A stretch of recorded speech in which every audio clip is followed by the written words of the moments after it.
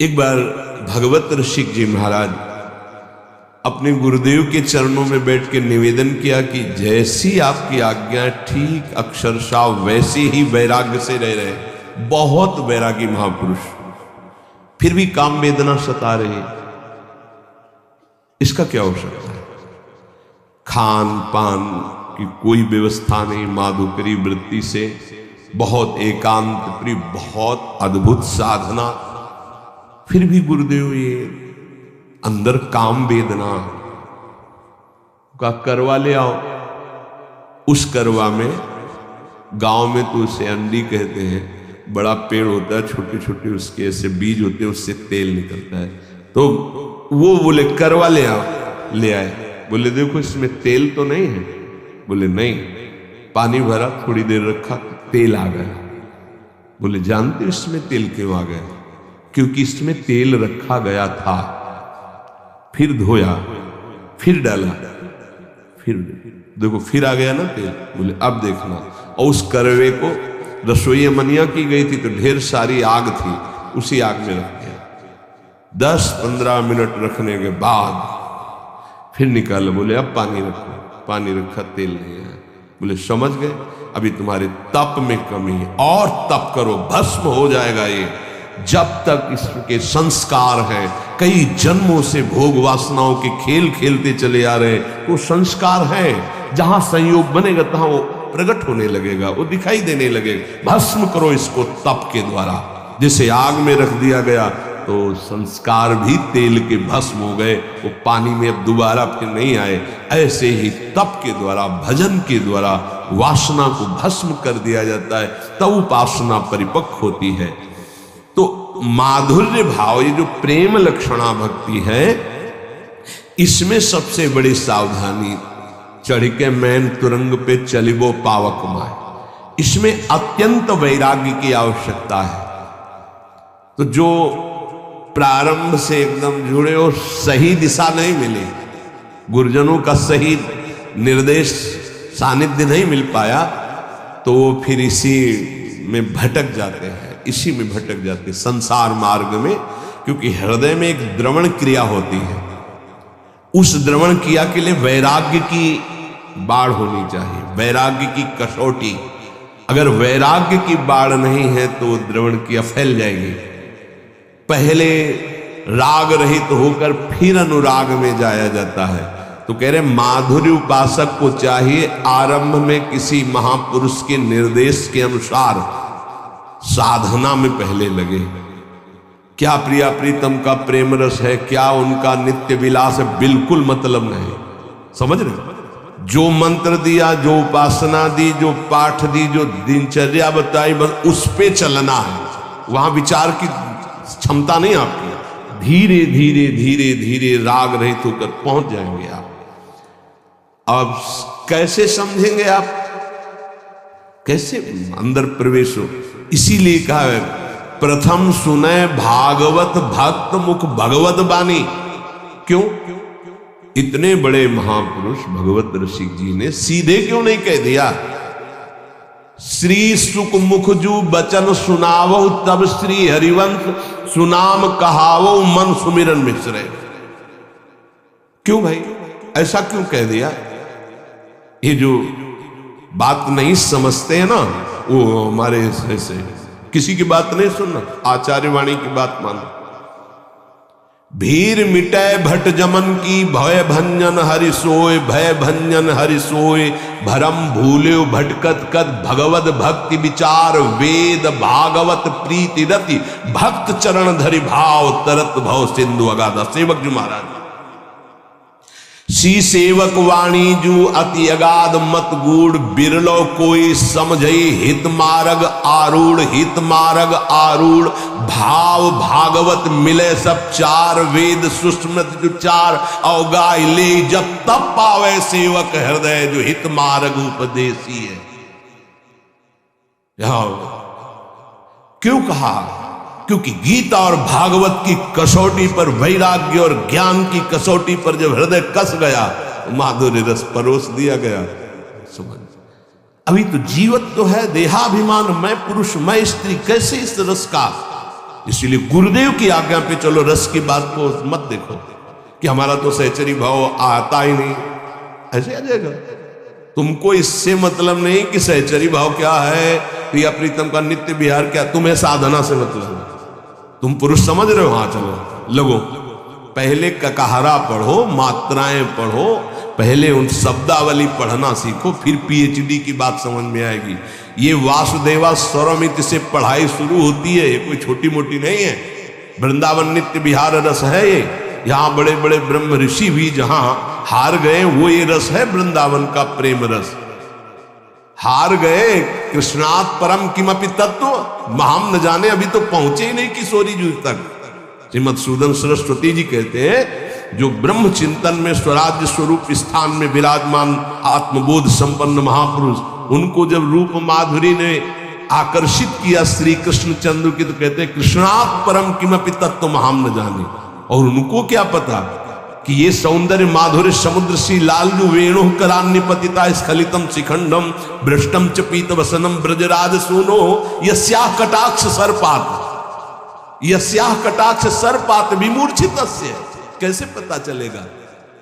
अब सीधे नित्य विहार रस की बात, इसीलिए गुरुजनों ने सिद्धांत बनाया, प्रथम सुने भागवत भक्त मुख भगवत वाणी।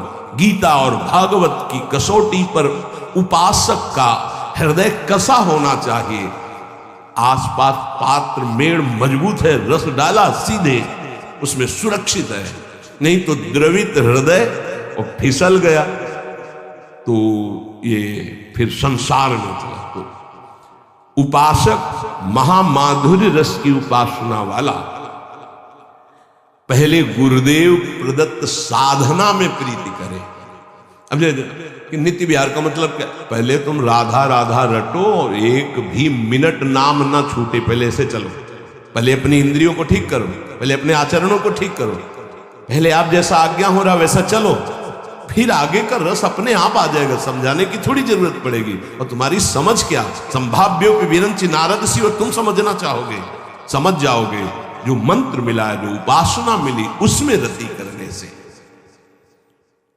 उपासना के दो परिणाम होते हैं। आधे तक उपासना दोनों की एक ही चलती, ज्ञानी की भी और प्रेमी की भी। जब कोई उपासक उपासना करता है तो पहले अंतःकरण शुद्ध होता है। यहां तक सबकी उपासना एक ही चलती है, अंतःकरण शुद्धि। अंतःकरण शुद्ध का मतलब मन में कोई भी सांसारिक संकल्प नहीं रह गया। बुद्धि का निश्चय जो ये था कि इंद्रियों के सहित मन जब भोगों का संयोग करेगा तो हम सुखी हो जाएंगे, खत्म हो गया। बुद्धि का निश्चय है एकमात्र प्रियालाल में ही सुख है। मन संकल्प विकल्प छोड़ दिया संसार के, चित्त की वृत्ति भगवदाकार हो रही है, अहम दासत्व में बदल गया। यह है शुद्ध अंतःकरण भक्त का। और ज्ञानी, उसका शुद्ध अंतःकरण जहां हुआ था उसे अनुभव हुआ, मैं स्थूल नहीं, सूक्ष्म नहीं, कारण नहीं, आत्मस्वरूप। और अपने आप उसका राग तीनों शरीरों से खत्म, क्योंकि शुद्ध हो गया ना तो दिखाई दे, और अपने आप में स्थित। अब वो दृष्टा मात्र है, गुणानुगुण वर्तनते। यहां तक एक चलता है भक्त और ज्ञानी, अंतःकरण शुद्ध होने। वो निकल गया दासत्व की तरफ और वो निकल गया स्वरूप में स्थित होने की तरफ। आत्मनिवेदन करने वाला उपासक मोक्ष पदवी की भी इच्छा नहीं रखता, फिर अन्य इच्छाओं की तो बात जाने दो। आत्मनिवेदन आराध्य देव को, ये नवी भक्ति है।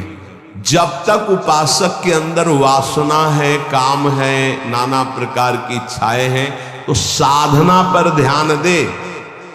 साध्य की दिव्य लीलाएं जो नित्य विहार रस की हैं, वो चिंतन करने का अधिकार नहीं। ये तो निर्खत नित्य विहार पुलकित तन रोमावली आनंद नयन सुधार, यह जो कृपा हरिवंश की, क्योंकि वाणी जी समर्थ है, वो स्वयं प्रकाशित हो जाती है हृदय में। ये चिंतन का विषय तब बनता है जब देह भाव छूट जाए, वनिता पुरुष भाव मिट जाए, तब चिंतन। आज वन क्रीड़त श्यामा श्याम। सुभग बनी निस शरद चांदनी, रुचिर कुंज अभिराम। खंडन अधर करत परि। ये चिंतन जो दिव्य भावावेश में अपने सहचरी स्वरूप में वो देख रहा है, सामने निकुंज है, कैसी चांदनी छिटकी हुई है, कैसी सुंदर शैया है, कैसी प्रिया प्रीतम विराजमान, वो सब शोभा। ये अर्थ थोड़ी हो सकता है, अर्थ नहीं हो सकता, ये चिंतन का विषय होता है। तो नित्य विहार रस माधुर्य रस के उपासक को चाहिए कि वाणी जी का पाठ करे अर्थ समझने की नहीं, सिद्धांत का अर्थ समझे, लीलाओं का नहीं। लीला गायन करो, गायन करने से ही गायन का फल लिखा है। छुटी 84 भ्रमंते निर्खय जुगल किशोर। जब निर्खय जुगल किशोर, तब लीलाओं का चिंतन प्रारंभ होता है। उस समय निर्विकार अवस्था होती, सच्चिदानंद वपु। अभी तो ये जो वपु धारण किए ये विकारी है, ये काम से पैदा हुआ है, इसके अंदर परमाणु है कामना के, जन्म जन्मांतरों से इसी में हम बंधे चले आ रहे हैं। इस शरीर की रचना काम से हुई है, संकल्प कामना, चिंतन काम का, संकल्प काम का, कामना, उससे इसकी उत्पत्ति, सृजन ही इसका हुआ है। और जिस देह से सेवा होती उसका भाव से सृजन होता है, ध्यान रखना। वो न संकल्प का है न कामना का देह है, वो गुरु प्रदत्त मंत्र के भाव का देह, उसे भाव देह कहते हैं। विशुद्ध सच्चिदानंद वपु प्रेममय, तब नित्य विहार लीला का चिंतन। जरा सा चिंतन हुआ, हृदय में अद्भुत आनंद आंसुओं की छड़ी लग गई। देखो प्रिया प्रीतम झूल रहे, पैंग बढ़ी तो अबलात सुकुमार डरत मन, वर हिंडोर झकोर तो पुलक पुलक प्रीतम उर लागत दयनो उरज। अब अरुझी बिमल माल कंकन सो कुंडल सो कचडोर, ये शोभा जब देखी सके, ओ कैसा अपार सुख हो रहा है। तो दय असीस हरिवंश प्रशंसत करियत।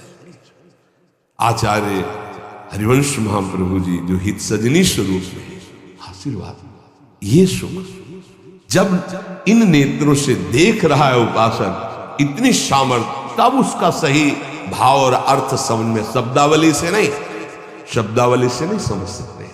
इसीलिए गुरुदेव भगवान का आदेश, महापुरुषों के रसिकों की बात माननी कि वाणी जी का अर्थ नहीं, गायन करो, गायन करने मात्र से छुट्टी 84 भ्रमंते निर्खय जुगल के। पहला तो यही है कि भवजल निधि को नाव और काम पावक को पानी। गाते गाते देखना तुम्हारा हृदय कैसे निष्काम हो जाता है।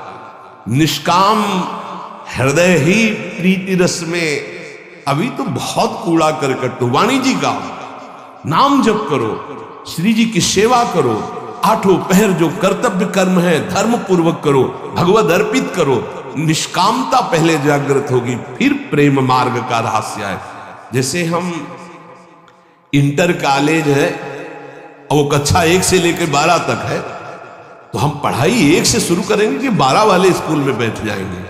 ऐसे ही ये जो नित्य विहार रस है, ये साधारण से लेकर असाधारण स्थिति तक पहुंचाने के लिए है। तभी कहा है श्री सुखमुख जो वचन सुनाओ। सेवक जी कह रहे श्रीमद् भागवत और भगवत गीता जी इस साधक की कसौटी है, साधना की। ज्ञान वैराग्य भक्ति रस से परिपूर्ण, तब जाकर आत्मसमर्पण और फिर पाई रस भक्ति। गूढ़ जुग जुग जग दुर्लभ हो इंद्रादि विधि।